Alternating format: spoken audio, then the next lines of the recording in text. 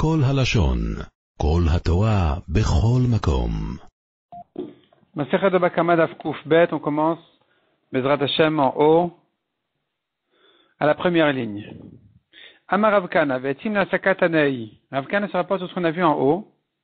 La Gemara avait dit, en ce qui concerne les bois pendant la Shemitah, on avait dit ils n'ont pas de Gdusha. Pourquoi ils n'ont pas de Gdusha de Shemitah? Pourquoi ils n'ont pas de Gdusha de Shvit? Parce que la Torah nous donne une définition en ce qui concerne la Gdusha de Shvit. La Torah dit les fruits de la Shemitah qui ont une Gdusha sont donnés pour les Ochla, pour les manger. De là on apprend toute chose dont le profit ressemble à manger aura une Gdusha de Shvit. Quelle est la définition de manger? C'est-à-dire quelle est la caractéristique de manger? Quelle est la particularité? C'est que quand on mange, on appelle ça hanato ou biuro shave. C'est-à-dire que le profit vient en même temps que le fruit, il se termine. Biuro, il se détruit. Il mange, il n'y a plus de fruits, et en même temps il en profite. Mais quelque chose dont le profit arrive plus tard ne ressemble pas à un fruit qui a été donné à manger. Quelque chose comme ça n'a pas de gdushat shvit. Donc les bois, on les brûle, et quand on les brûle, le bois se détruit immédiatement, mais on profitera que des braises. Donc ici, puisqu'en général le profit il arrive plus tard, alors ça ne ressemble pas à des fruits, donc il n'y a pas de gdushat shvit. La Gemara avait demandé, mais pourtant des torches, il en fait une lumière, une bougie, une lumière, et ça éclaire en même temps que le bois il se consomme, il se détruit en fait. La Gemara dit non, en général les bois ils servent pour leur braise, pour faire du feu et pas pour éclairer.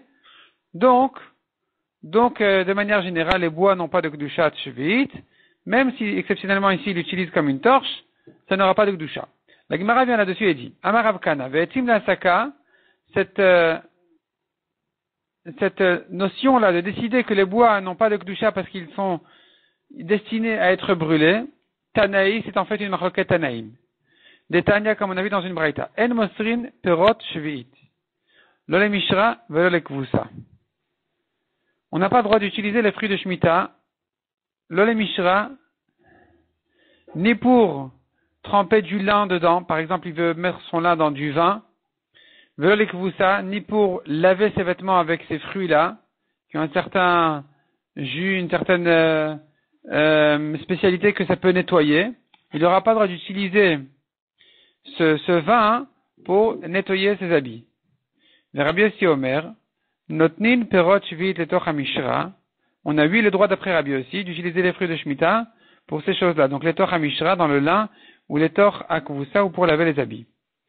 Maïtama de Rabbanan, quelle est leur marloquette? Quelle est la raison des Chachamim?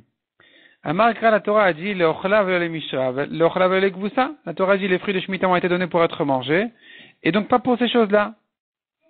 Rabbi Yossi Omer, Amarka lachem, nechol tokechem. La Torah a dit, à propos de la Shemitah, lachem c'est pour vous. Donc selon Rabbi Yossi, ça vient inclure toutes ces utilisations-là. Donc tout est permis d'après Rabbi Yossi. Rabbanan ami active lachem. Que font les chachamim du mot lachem? Lachem de de leochla. Le mot lachem, il vient être, il est comparé avec leochla. C'est-à-dire que c'est pour vous, pour manger. Manger ou pour tous vos besoins qui ressemblent à manger. Et donc, comme on a donné la définition, il faut que la hana'a, le profit ou biuro, et que le fruit, il se détruise en même temps qu'on en profite. Ça vient en même temps, que ce soit égal. Mais ces choses-là, comme Mishra et Kvusa, qui sont des choses dont le profit arrive plus tard, parce qu'il trempe le lin, et c'est que plus tard que le lin, il va obtenir ce qu'il a voulu du vin, ou que vous ça pareil, il laisse les vêtements dans le vin, et il y a le produit du vin, il y a l'alcool, la force du vin, qui va petit à petit nettoyer les saletés qui ont été absorbées, imprégnées dans le vêtement, et ça n'arrive que bien plus tard. Mais le vin, il s'est abîmé immédiatement. Donc, ça s'appelle qu'il s'est détruit tout de suite, et son profit n'arrive que plus tard. Donc, puisque ça ne ressemble pas à manger, ça n'a pas, dans ce cas-là, été autorisé. Donc la Gemara, elle veut expliquer de là que la même marloquette que nous avons en ce qui concerne utiliser des fruits qui ont une kedusha pour des utilisations qui sortent des règles habituelles de manger ou de la kedusha, est-ce que c'est permis ou interdit? Eh bien, selon les chachamim qui ont interdit, ils disent que puisqu'en général ça a une kedusha, même quand on l'utilise dans des conditions qui ne sont pas comme manger, eh bien, c'est pas pour autant que ça n'aura pas de kedusha. Et eux donc vont dire pareil pour des torches, puisqu'en général c'est dans l'autre sens cette fois-ci, puisqu'en général les bois n'ont pas de kedusha, même quand on les utilise comme une torche, eh bien, malgré que ça se détruit en même temps qu'on en profite, eh bien, ça gardera sa kedusha. Pardon. Malgré qu'en général, puisqu'en général, on va selon le système général, l'utilisation générale, puisqu'en général, ça se détruit immédiatement et on n'en profite que plus tard, que des braises, alors c'est interdit, même si cette fois-ci, exceptionnellement, il veut l'utiliser comme un fruit et le détruire en même temps qu'il en profite comme pour une torche. Donc, selon les chachamim, qui vont selon l'utilisation générale habituelle, de même, donc pour les fruits, on n'aura pas le droit de les utiliser dans des conditions qui finalement ne sont pas autorisées pour la Shemitah, même si ce sont des conditions qui a priori ne devraient pas avoir de kedusha. C'est quand même interdit parce que je vais selon l'utilisation générale. Et donc pareil pour les bois, puisqu'en général ça n'a pas de kedusha, même si ici les utilise comme des fruits, ça sera sans kedusha. Selon par contre Rabbi aussi, qui lui dit, mais non, regarde qu'il utilise maintenant, puisque maintenant il utilise ses fruits dans des conditions qui sortent des conditions de kedusha de la Shemitah, c'est-à-dire il les utilise, il les détruit immédiatement, il abîme le vin immédiatement, il n'en profite que plus tard. Donc ça n'a pas de kedusha dans ces conditions-là. Donc on regarde la condition qu'il utilise maintenant et pas l'utilisation habituelle. Donc pareil pour les bois, puisque maintenant il l'utilise pour allumer sa torche, alors ça ressemble à manger, ou ça se détruit en même temps qu'il en profite, et donc ça aura ça aura 8 la kedusha. Ça aura 8 la kedusha dans ces conditions. Donc la Gemara comprend ici que la même arloquette que nous avons là-bas, elle existe aussi pour les bois. Demande la Gemara, de Rabbi Yossi Nami active le ochla. Qu'est-ce qui fait Rabbi Yossi de le ochla? Pourtant, du mot le ochla, on devrait apprendre qu'on a le droit d'utiliser les fruits de Shemitah que dans des conditions comme manger, où ça se détruit en même temps qu'il en profite. Mais ça devrait être interdit, puisqu'il en profite que bien après, et ça s'est détruit immédiatement, quand il s'agit de laver ses vêtements ou le lin. Amar Lecha, il te répond, Aoumi Bail et Lirdetania. Le mot Leochla, on en a besoin pour une autre dracha. La dracha d'une braïta qui dit, Detania Leochla Veloim Lugma. La Torah dit de manger les fruits de Shemitah, Veloim Lugma, et pas en faire des médicaments. Ataomer Leochla Veloim Lugma. Tu dis que les médicaments sont interdits. Ou Enoel Leochla Veloim Vusa, peut-être que non, c'est interdit de les utiliser pour laver ses habits. Keshewomer Lachem avec Vusa Amour. Quand la Torah dit Lachem pour vous, j'entends de là tous vos besoins sont permis, même laver les habits. Donc c'est pour ça qu'effectivement, selon Rabbi Yossi, laver les habits c'est permis. Et quand la Torah dit l'orla, elle est venue interdire ce qui ne ressemble pas à manger, donc des médicaments. Manger et pas guérir. Uma raïta. Qu'est-ce que tu as vu pour inclure, pour permettre, c'est-à-dire quand nous avons ici deux psukim, l'orla et lachem. Le mot l'orla vient exclure, le mot lachem vient inclure. Qu'est-ce que tu as décidé, pourquoi tu as décidé d'inclure laver les habits et d'exclure les médicaments, peut-être le contraire. Donc, pourquoi tu inclus laver les habits et tu exclus les médicaments? Je préfère inclure laver les habits qui est une chose qui a un besoin égal à tous les gens. Et j'exclus les médicaments qui ne sont pas un besoin de tout homme, ils sont que des besoins de malades. Et donc, si la Torah l'a inclus et exclu, il est plus logique d'inclure ce qui a un besoin de tous et d'exclure ce qui a un besoin de quelques exceptions. Keman Azla Detania, comme qui va cette braïta qui dit, Leochla, quand la Torah dit pour manger les fruits de Shemitah, Velolim Lugma, pas pour soigner. Leochla, Velol les Zilouf. Zilouf, si on versait du vin dans la maison pour en faire des bonnes odeurs. Leochla, Velol Azot Mimena Pektivizin. Donc ça c'est interdit de verser le vin pour les odeurs. C'est interdit aussi de l'utiliser en tant que remède pour vomir, celui qui a besoin de vomir. Il en fait un certain remède de ces fruits de Shemitah, ce sera interdit aussi. Keman, comme qui pensait de Braïta, Kirabi aussi, qui a permis de laver les habits avec les fruits de Shemitah. Deikera Banan, Ikanami Mishra Ogvusa, parce que selon les Chachamim, on aurait dû ajouter encore deux choses. On aurait dû dire que quand la Torah l'a permis, elle a dit pour manger, ça viendrait exclure aussi ces deux exceptions, ces deux choses-là. Donc de tremper le lin dedans et de laver ses habits. puisque la Braïta n'a pas ajouté ces deux choses-là, je comprends que ces choses-là sont permises. Donc cette Braïta, elle va comme Rabbi aussi. Rabbi Yehuda Omer Imashevach v'chule, Siman Saban. Yativ Rabbi Yosef achore de Rabbi Abba kamed Ravuna. Rabbi Yosef était assis derrière Rabbi Abba, devant Ravuna. Ça c'est le Siman Saban. Sa mère c'est Rabbi Yosef, Bet c'est Rabbi Abba, et Nun c'est Ravuna. Toujours la lettre centrale. La lettre qui est la plus prononcée dans le mot. Viativ Ravuna veke-amar. Ravuna était assis et il disait, Alakha ki Rabbi Yoshua ben Kocha, Alakha ki Rabbi Yehuda. Ravuna donc disait, avait tranché deux halachot. Une alakha comme Rabbi Yoshua ben Kocha, une alakha comme Rabbi Yehuda. La Gemara va nous ramener à quoi il fait allusion. Adrinu Rabbi Yosef le'apé. Quand Rabbi Yosef a entendu ça, il a tourné sa tête, il n'était pas content. Amar, il a dit, Bishlama Rabbi Yoshua ben Kocha itzterir. Je comprends qu'il a fallu dire qu'il allait comme Rabbi Yoshua ben Kocha. Parce que Zalkadat Achamina, tu aurais pu dire, j'aurais pensé, Yachid verabim alakha ki rabim, kamashmalan alakha ki yachid. En général, l'alakha, quand c'est un Tana contre plusieurs Tanaïm, l'alakha est comme les Rabim, comme les plusieurs. Eh bien, ici, on te dit l'alakha est comme Yachid, comme Rabbi Yoshua ben Kocha. Que quoi? Rabbi Yoshua ben Kocha Maïhi, qu'est-ce qu'il a dit? Détania. Rabbi Yoshua ben Kocha Omer, Milve Bishtar en Ifrain Mehen. On n'a pas le droit de se faire rembourser une dette d'un goy avant leur fête. Pourquoi? Parce que pendant sa fête, il va aller remercier sa Avodazara. Et donc, il sera soulagé de ce remboursement, de cette dette-là qui s'est débarrassé. Et donc, puisque pendant sa fête, ils font la fête autour de la Vodazara, il va remercier son idole. Donc, il ne faut pas se faire rembourser avant les jours de fête des Goïm, pendant les 3 jours d'avant la fête. Eh bien, vient Rabbi Yoshua ben Kocha, il nous dit, Milve Bishtar en Ifrain Men. Il ne s'agit que d'un prêt qui a été fait avec un shtar. Mais, Milval pen Ifrain Men. Si c'est un prêt qui a été fait comme ça par cœur, on peut se faire rembourser du goy. Et c'est un sauvetage, il le sauve, il sauve l'argent du goy. Le goy n'avait pas l'intention de rembourser en principe un prêt quand on n'a pas de preuve contre lui. Il n'y a pas de shtar. Donc ça, il a le droit de le prendre du goy. De toute façon, il ne va pas remercier sa Vodazara. Au contraire, il va lui en vouloir que voilà, il a dû rembourser une dette qu'il aurait pu nier. Ça, c'est permis. Et là-dessus, on vient nous dire que la halakha est justement comme Rabbi Yoshua ben Kocha, malgré que les chachamim ne sont pas d'accord avec lui, ils pensent que dans tous les cas c'est interdit de se faire rembourser du goy, la halakha sera comme lui qu'on va distinguer entre milve bishtar et milve alpé.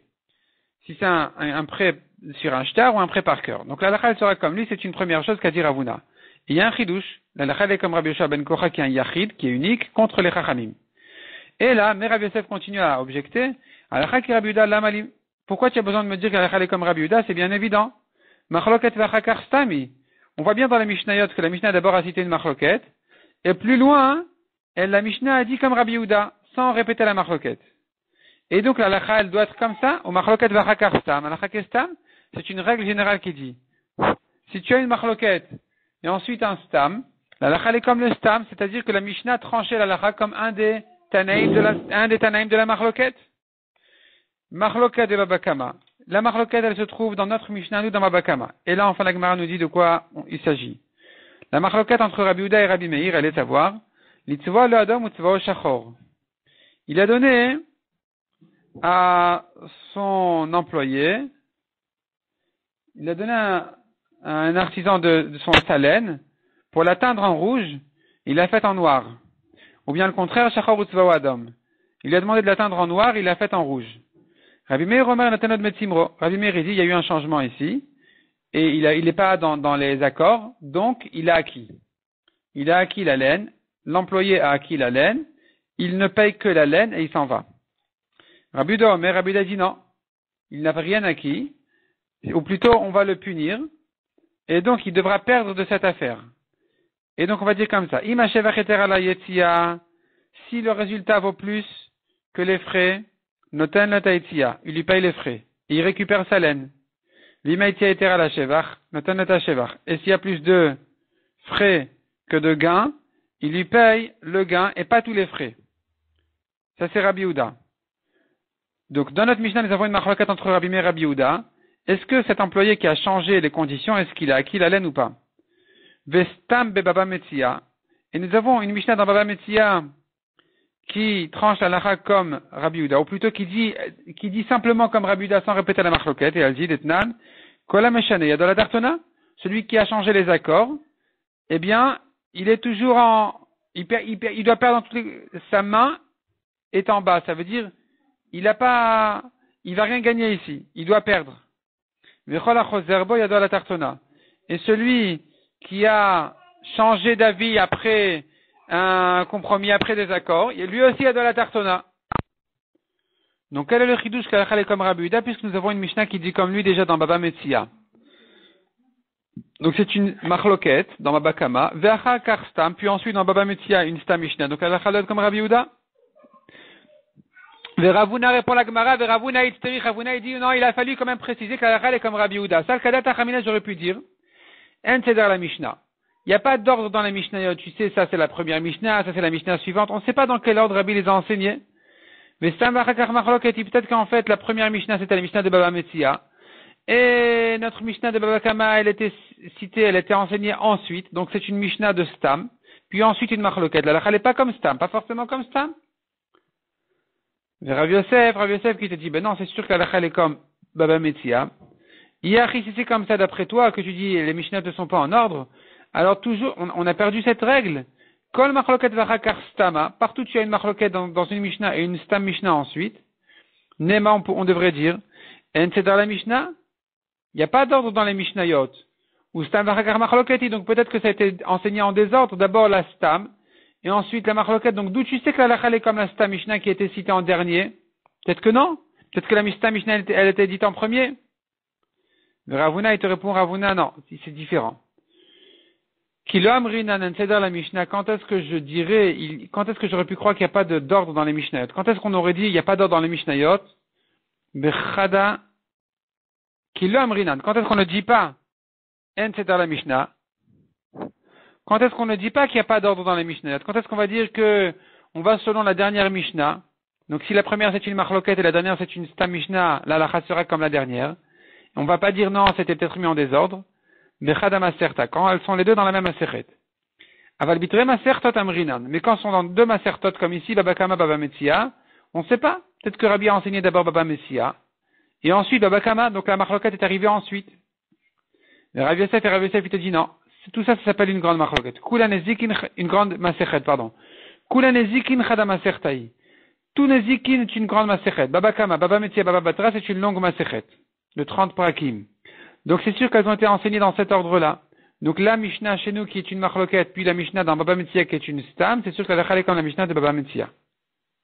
Mais baitema, ou bien si tu veux, je te dirais, Mishum dektan et la gabeil cheta psikta.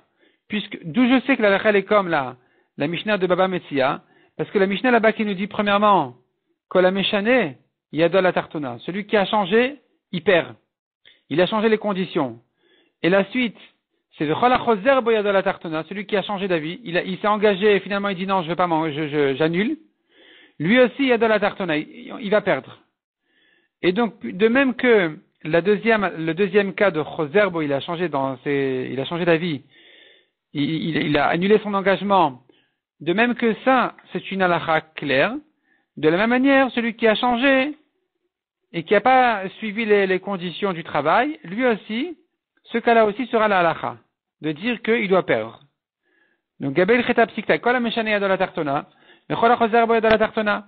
Donc, puisque nous avons ici deux halachot, et que la deuxième halakha, on sait que c'est comme ça l'halakha, Kol HaChozer Bo de la Tartona, il a annulé son engagement, il va perdre. Il va perdre, ça veut dire, il a dit, écoute, je viens travailler chez toi, au milieu de la journée, il arrête de travailler, il s'en va. Alors, le patron, enfin, celui qui l'a employé, il va prendre des autres employés, et s'ils vont coûter plus cher, alors, il va payer la différence sur le compte du premier. C'est ce qu'on a dit, il y a de la tartona. Ça, c'est une halakha. C'est comme ça, l'halakha.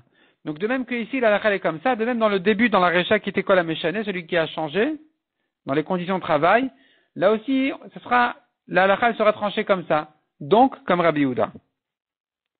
Tanura Banan. Hanoten Maot Ishlucho. Un homme a donné de l'argent à son envoyé. On tourne la page.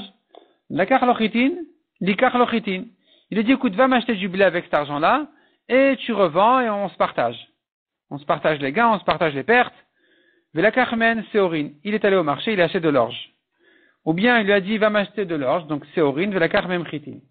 Il lui a dit, va m'acheter de l'orge, et l'autre il est allé acheter du blé. Tanya Chada, une braïta dit, Impachatu pachatu lo vimotir otirulo. puisqu'il n'a pas suivi les conditions de Reuven, donc Reuven a envoyé Shimon. Puisque Shimon n'a pas suivi les conditions de Reuven, alors le blé ou l'orge qu'il a acheté n'est pas acquis à Reuven, tout est à Shimon le Shaliach. S'il a gagné, il a gagné pour lui. S'il a perdu, il a perdu pour lui. Vetani Chada, autre braïta a dit, Impachatu pachatulo. S'il a perdu, c'est lui qui souffre. Parce qu'il n'a pas suivi les conditions de Reuven. Mais s'il a gagné, ils vont se partager. Donc nous avons ici une marloquette entre les braïtot. Est-ce que Reuven a acquis ou pas? Amar Rabbi Yochanan no kashi Rabbi Meir ve Rabbi Yehuda. Rabbi Yochanan il vient dire ces deux braïtot c'est une marloquette Rabbi Meir et Rabbi Yehuda de notre Mishnah. C'est la marloquette de notre Mishnah. Donc Rabbi Meir d'Amar Shino connaît. Selon Rabbi Meir on a dit si maintenant l'employé n'a pas suivi les conditions, au lieu de teindre en rouge, il a fait en noir, eh bien l'employé a acquis la laine. Il paye la laine et il s'en va. Il la prend, il s'en va. Donc tu vois que pour Rabbi Meir, Shinouï connaît le changement, il acquiert. Ici aussi, le Shaliach a acquis, s'il a gagné pour lui, il a perdu pour lui. Vers Rabbi Yehuda, la deuxième braïta qui a dit, ben non, s'il a gagné, ils vont se partager, elle va comme Rabbi Yehuda de Amar, Shinouï no connaît. Rabbi Yehuda qui avait dit dans la Mishnah en ce qui concerne la laine, il a teinte en rouge, en noir, eh bien, il n'a pas acquis, il va perdre dans tous les cas. Alors, tu vois que Rabbi Yehuda pense qu'il n'a pas acquis, ici non plus. Le Shaliach n'a pas acquis.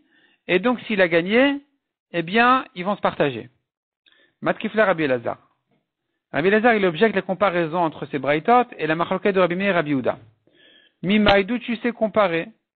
Dilma, adkanu kama Rabbi Meir el avemide de chazil et le gouffé. Dilma, peut-être. Adkanu kama Rabbi Meir. Jusque là, Rabbi Meir n'a parlé dans notre Mishnah en ce qui concerne la laine rouge et noire et l'avemide de chazil et le gouffé. C'est un vêtement qui lui est nécessaire. Il en a besoin pour lui-même. C'est là où je dis que puisqu'il a changé les conditions, alors le propriétaire n'est pas intéressé. Il lui dit, écoute, je t'ai demandé un manteau rouge, tu m'as fait un manteau noir. Je n'en veux pas. Je n'en veux pas. Donc c'est là, on va dire, que l'employé l'a acquis. À Valisrora, le Hamar. Et quand c'est des affaires, du commerce, tu achètes, tu revends. Ici, Rabbi Meir n'a pas dit que le Shaliach, s'il a changé les conditions, il n'a pas acquis. S'il a gagné, tant mieux, on se partage. Donc, on n'a pas de preuve que Rabbi Meir dira ici que le Shaliach il garde tout pour lui, les gains, les pertes. Et là, Rabbi Elazar. Avec Rabbi Meir. Donc, Rabbi Elazar, il dit en fait, les deux braïtot, elles vont comme Rabbi Meir. Ça dépend pourquoi il a envoyé acheter. S'il a envoyé acheter pour manger, là, le Shaliach qui a changé, c'est sûr. Donc là, je dirais, le Shaliach, il l'a acquis pour lui-même. Puisque Reuven, il a dit, va m'acheter du blé, que le Shaliach a acheté de l'orge. Reuven, il dira, écoute, je ne veux pas d'orge. L'orge est à toi, tu as gagné, tu as perdu, ça te regarde, rends-moi l'argent. Ça, c'est la braïta qui a dit que le propriétaire n'a pas acquis.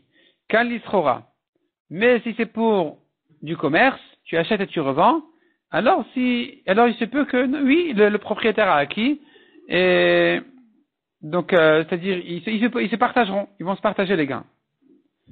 Marachu ala b'ma'arav ale Rabbi Yochanan. En Eretz Israël, il riait de la réponse de Rabbi Yochanan qui avait dit Rabbi Meir et Rabbi Yehuda. La braïta qui a dit le Shaliach a tout acquis, c'est Rabbi Meir. La braïta qui a dit qu'il se partage, c'est Rabbi Yehuda. Et donc, en Eretz Israël, il riait de ça, il objectait. Aliba de Rabbi Yehuda.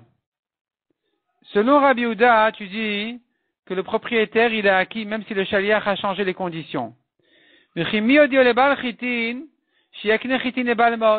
Qui c'est qui a prévenu le vendeur de blé que il doit acquérir à Reuven du blé? Reuven a demandé de l'orge. Shimon est allé acheter du blé. Le vendeur vend du blé. Il le vend à Shimon. Le vendeur ne sait pas que ce blé-là, il est pour Reuven. Donc comment veux-tu que Reuven l'acquiert? Comment il va l'acquérir? Il peut pas l'acquérir. Donc pourquoi tu me dis que selon Rabbi Yehuda, ils vont se partager, c'est acquis au propriétaire, à Reuven? Comment il l'a acquis? Matkifla Rav Shmuel bar Sasrati. Alors Rav Shmuel, il objecte, il dit, mais je comprends pas. Si c'est comme ça d'après toi, il n'y a pas de différence entre s'il a suivi les conditions, la mission, ou qu'il a changé la mission. Et si c'est comme ça que tu objectes, afilu chitin vechitin amilo. Même quand il a demandé du blé et qu'il est allé acheter du blé, tu devrais dire le propriétaire n'a pas acquis, puisque le vendeur ne savait pas que c'est pas pour l'acheteur. Il sait pas que l'acheteur n'est qu'un Shaliach. Donc il n'a pas l'intention de vendre au propriétaire, à Reuven. Amar Rabbi Ava répond la Gemara, non, c'est différent. Quand il a fait sa mission, il a demandé du blé, il a acheté du blé, alors là c'est différent. Le Shaliach, Shimon, il est comme Reuven directement. Il vient au nom complètement de Reuven, donc peu importe si le vendeur avait l'intention ou pas l'intention, cette affaire a été faite en fait vis-à-vis de Reuven, du propriétaire. Mais quand il a changé la condition, quand le Shaliach est allé acheter, il a changé sa mission, il est allé acheter autre chose, c'est là où se pose la question, que puisqu'il a changé la mission, alors puisqu'il ne vient pas vraiment entièrement au nom du propriétaire, comment le vendeur qui n'avait pas l'intention de vendre à Reuven, comment Reuven l'a acquis? Teda, je vais te prouver ce principe de dire que quand il a fait sa mission correctement, alors le Shaliach il vient entièrement au nom de Reuven, et que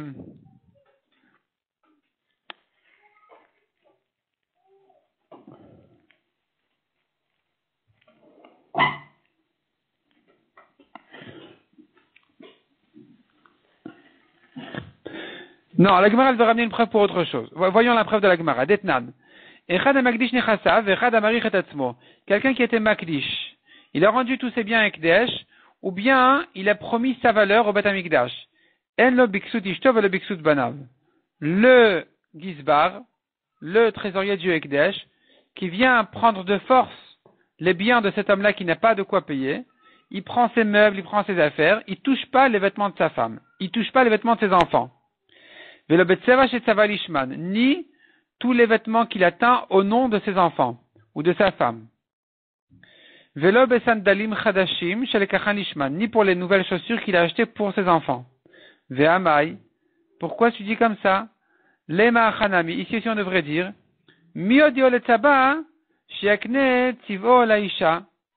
qui c'est qui a prévenu ce teinturier de teindre au nom de la femme? L'homme vient chez le teinturier et lui dit, voilà, écoute, fais-moi ce vêtement-là en rouge. Le teinturier ne sait pas pour qui. Et pourtant, c'est à qui à la femme. Comment ça se fait? C'est la preuve pour le principe qu'on a dit. Et la lève mishum de amrinan, de shlichut et keavid, ou qui a dit shtodami.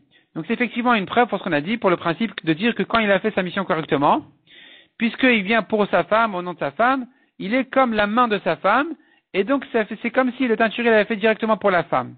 Ici aussi, on dira que quand il a fait sa mission correctement, il lui a demandé du blé, il a acheté du blé, alors même si le vendeur ne sait pas pour qui, c'est pas grave. Ou kiad balabait dami. Le Shaliach, il est comme la main du balabait, et donc la mission, étant faite correctement, elle se fait au nom donc de Reuven, du propriétaire de l'argent. Amar Rabbi Abba. Rabbi Abba, il dit non, c'est pas la preuve. Lo. Kol hamagdish nechasav. La raison pour laquelle le Gizbar ne prend pas les vêtements de sa femme et de ses enfants n'est pas parce que c'est acquis à la femme et aux enfants. N'est pas parce que quand le mari a demandé au teinturier de les teindre, il avait l'intention, le mari, de le faire pour sa femme et ses enfants et c'est plus la peine de prévenir le teinturier. C'est pas ça la raison.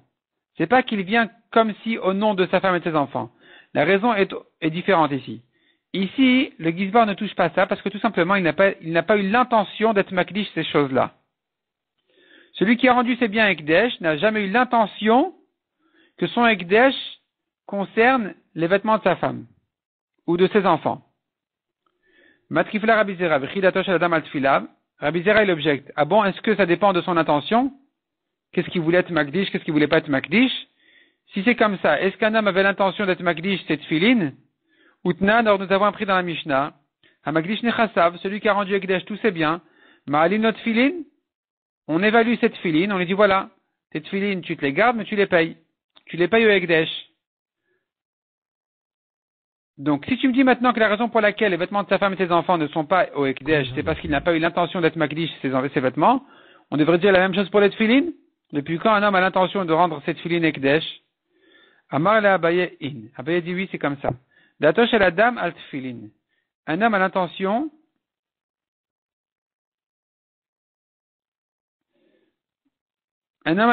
même sur cette filine, de le rendre Ekdesh. Pourquoi? Parce que Amagdish nechasav savar mitzvah kavina.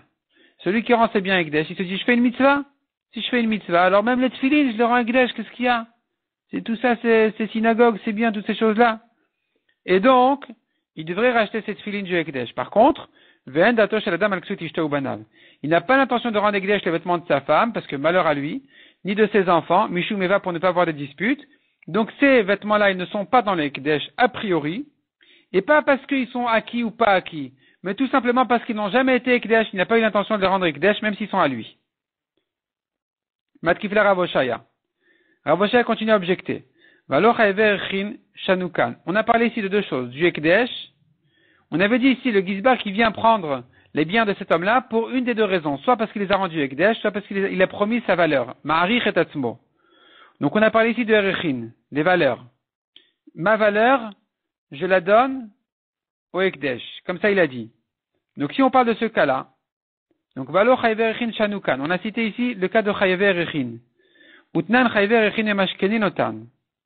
Alors on a dit sur quelqu'un qui s'est engagé à payer sa valeur, le Ekdesh il vient et il prend de force. Si tu me dis maintenant que tout est une question des intentions, et il a eu l'intention sur cette filine, il n'a pas eu l'intention sur les vêtements de sa femme et de ses enfants. Est-ce qu'un homme a l'intention quand il promet sa valeur qu'on vienne lui prendre de force? Non, et pourtant on prend de force. Donc c'est pas une question maintenant de qu'est-ce qu'il a l'intention d'être Makdish. C'est une question de maintenant, une fois qu'il a prononcé son Ekdesh, tout ce qui est à lui on prend, ce qui n'est pas à lui on prend pas. Revient la preuve donc que les vêtements de sa femme sont pour sa femme, tout ce qui a été teint même pour sa femme et ses enfants, c'est à eux déjà. Et la Marabi Abba. Il faut donner une nouvelle réponse. La nouvelle réponse sera de dire comme ça. En réalité, dès qu'il a prononcé son Ekdesh sur tous ses biens, ou bien qu'il veut donner sa valeur, viendra le Ekdesh et prendra de force tout ce qui lui appartient. Tu me diras, mais si c'est comme ça, pourquoi on ne touche pas les vêtements de sa femme et de ses enfants? Est-ce que ça sera la preuve donc que ça appartient à eux? Réponse oui, ça appartient à eux, mais pas comme tu crois. Pas parce que le mari, quand il a demandé de teindre les vêtements de sa femme et de ses enfants, eh bien, il a eu l'intention pour eux et que donc ça devient à eux. Non, c'est pas ça la raison. Ça marche pas parce que le teinturier, il sait pas pour qui il fait. La Gemara veut repousser la preuve. Ne prouve pas de là que quand même si l'employé ne sait pas, le vendeur ne sait pas à qui il vend, le teinturier ne sait pas pour qui c'est, ne prouve pas de là que puisque le monsieur qui est arrivé chez lui, chez le vendeur, chez le teinturier, il vient en tant que mission, alors on dira comme si le premier était venu, comme si le premier propriétaire Reuven ou la femme et les enfants étaient venus directement. On ne dit pas ça. On pourrait expliquer autrement. On n'a pas de preuve de là, on pourrait expliquer autrement. Kola Magdish Nechasav, celui qui rend un guidage tous ses biens, Nasa Kemishik Nalen, c'est comme s'il avait acquis à eux, Ksutishto Ubanav Meikara. C'est-à-dire, je suppose que cet homme-là, un instant avant le Ekdesh, a l'intention d'acquérir pour sa femme et ses enfants tous leurs besoins, tous leurs vêtements, tout ce qui est teint en leur nom. Et donc, c'est plus à lui. Non pas parce qu'au moment où ça a été travaillé, ça a été fait en leur nom, mais plutôt, disons, non pas parce que quand ça a été fait, lui, le mari, avait l'intention de faire sa mission, mais plutôt parce que avant le Ekdesh, il a l'intention de les acquérir à sa femme et à ses enfants. Tanou Rabbanan. Alokar Sadeh Beshem Chavero, on ouvre un nouveau sujet maintenant. Alokar Sadeh Beshem Chavero, celui qui achète un champ au nom de son ami. En Kofinotolim Kor, on ne le force pas à vendre. Vimamar le Almenat, mais s'il a dit à condition, Kofinotolim Kor, on le force à vendre. Incompréhensible, demande à Gemara Maïke Amar. Qu'est-ce que ça veut dire? Amar Rav Shechet Arike Amar. La Braïta veut dire comme ça. Alokar Sadeh Chavero Beshem Resh Galuta. Il achète un champ de son ami, il lui dit voilà, mets la vente sur le nom de Resh Galuta. Resh Galuta, c'est comme le grand rabbin. Et donc, une fois que la vente est faite sur le nom de Resh Galuta qui soit lui l'acheteur, même si maintenant, lui l'acheteur n'avait pas l'intention d'acheter pour Resh Galuta, il voulait acheter pour lui-même, simplement il a écrit Resh Galuta de manière à écarter tous ceux qui viendraient contester, eh bien, malgré tout, en kofinoto Resh Galuta limkor. On ne va pas forcer le Resh Galuta à vendre. On va pas dire à Resh Galuta, maintenant tu écris comme si tu remets un acte de vente vis-à-vis de cet acheteur-là qui a payé ce champ-là. Vimamar almenat. Mais si quand l'acheteur a acheté le champ, il a dit au vendeur, écoute, tu mets sur le nom de Resh Galuta, à condition que Resh Galuta me refasse un shtar de vente vis-à-vis contre moi. De manière à ce que si maintenant quelqu'un vient réclamer le champ, je lui montrerai le shtar que c'est à Resh Galuta. Et si Resh Galuta vient, ou ses héritiers viennent réclamer le champ, je dirais non, ça y est, on me l'a donné, ils me l'ont donné. Dans ce cas-là, effectivement, Kofin et Resh Galuta Limkor, on va forcer le Resh Galuta à lui vendre. Amarmar, la Gemara reprend ce qu'on a dit ici. Alokar Sade Beshem Resh Galuta, il a acheté un champ au nom de Resh Galuta, en Kofin et Resh Galuta Limkor. On ne va pas forcer le Resh Galuta à lui vendre. Mikla de Mikna Kanyale, est-ce que ça veut dire donc que Resh Galuta a acquis ce champ? Les Mapliga de Bnei Rava? Disons que c'est une marlocature. Non, pardon. Mikla de Mikna Kanyale, est-ce que ça veut dire que l'acheteur, pas Resh Galuta, l'acheteur a réellement acquis, simplement on ne va pas forcer Resh Galuta, on ne va pas prendre la tête à Resh Galuta de lui faire un shtar? Tu es en train de dire comme ça. Le vendeur a écrit, j'ai vendu mon champ à Resh Galuta. L'acheteur n'avait jamais eu l'intention d'acheter ce champ pour Resh Galuta. Donc, l'acheteur a acquis le champ. Quand maintenant cet acheteur-là vient chez Resh Galuta en leur disant, mais écrivez-moi un shtar, parce que le champ je l'ai acheté pour moi et pas pour vous, et Resh Galuta vont lui dire, on n'a pas l'obligation de suivre tous tes programmes. On ne te fait pas un shtar. Mais, la Gemara dit, mais en tout cas on comprend de là que l'acheteur a eu acquis. Alors que selon les Bnei Maharava, on avait vu que si le vendeur ne sait pas qu'il est en train de vendre à tel et tel acheteur, l'acheteur en question ne peut pas acquérir comme ça. Le vendeur, il sait qu'il est en face de lui. Il sait vis-à-vis de qui, dans sa tête, la vente se fait. Il connaît pas maintenant tous les programmes de de ce chaliar. Donc, l'ema pliga de Bnei Maharava, disons que c'est en discussion sans marloquette sur Bnei Maharava, d'un vrai qui avait dit, Vechimiodo le balchitin, shekne le chitin et balabait, qui c'est qui a dit au vendeur de blé, de vendre ce blé-là pour le balabait? Lui, il croit qu'il le vend au chaliar, donc le balabait n'a pas acquis. Donc ici aussi, le vendeur, il croit qu'il a vendu à Resh Galuta. Et comment est-ce que maintenant cet acheteur peut acquérir? La Gemara dit, Imishuma lo kasha. Si c'est ça le problème, c'est pas un problème. Il a prévenu tout le monde. Il a prévenu le vendeur, il a prévenu les témoins. Sachez que le champ, je l'achète pour moi. Je l'achète pour moi, mais écrivez quand même au nom de Resh Galuta de manière à ce que je n'ai pas de problème. Personne n'ose ouvrir la bouche contre moi. Donc là, c'est sûr que c'est lui-même qui l'a acquis. Simplement, on ne va pas forcer Resh Galuta à lui refaire un shtar. Et là, Emasefa, si c'est comme ça, je te dis la suite de la braïta qu'on avait vue.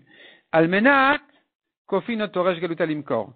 S'il avait dit à condition, donc, vends-moi le champ sur le nom de Resh Galuta, à condition que Resh Galuta me refasse un shtar, on va forcer Resh Galuta à refaire un shtar. Amai, pourquoi le Resh Galuta, il doit refaire un shtar? Velema Resh Galuta devrait dire à cet homme-là, lo ikaichu beina, velo zilutaichu beina. Je suis pas intéressé ni par votre kavod, ni par votre bisayon. Vous vous moquez de moi, là. Vous me faites genre un kavod, voilà, sur le nom de Resh Galuta, que personne ouvre, que personne n'ose venir faire des problèmes. Et donc, finalement, tout le monde va avoir peur de Resh Galuta. Et puis, finalement, après, tu veux faire de moi, de Resh Galuta, un homme qui fait faillite et qui vend ses champs. J'ai pas besoin de ton kavod si c'est finalement après pour revendre mes champs. Pour revendre pour passer comme quelqu'un qui vend des champs. Et la Marabaye. Donc Abaye dit non, c'est pas comme ça qu'on comprend la Braïta. Arike Amar. Alokar Sade Beshem Chavero. Celui qui achète un champ au nom de son ami, c'est-à-dire de Resh Galuta. En kofin et amocher limkor zimna achiti. On ne va pas forcer le vendeur à lui refaire un deuxième shtar. Veim amar lo almenat, mais s'il a dit à condition, kofin et amocher limkor, on va forcer le vendeur à refaire un shtar. C'est-à-dire comme ça. L'acheteur, il vient chez le vendeur et lui dit, écoute, je vais acheter ton champ. Que ce soit bien clair que c'est pour moi.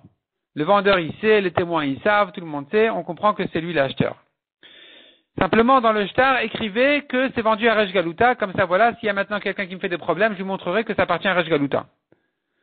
Effectivement, on a préparé ce shtar. L'acheteur, maintenant, il dit au vendeur, merci, maintenant on refait un shtar sur mon nom. Le vendeur lui dit, écoute, ne me prends pas la tête, moi j'ai fini avec toi, je m'en vais. Il n'aura pas l'obligation de lui refaire un shtar.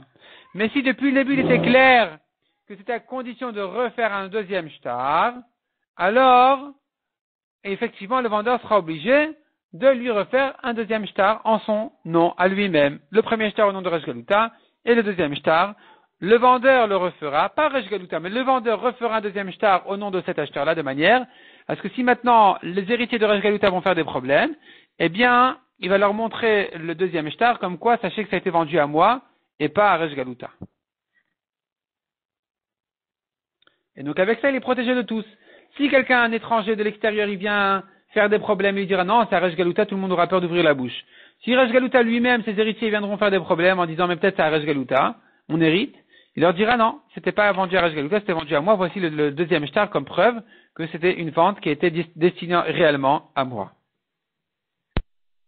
עולם שלם של תוכן מחכה לך בכל הלשון 03-617-1111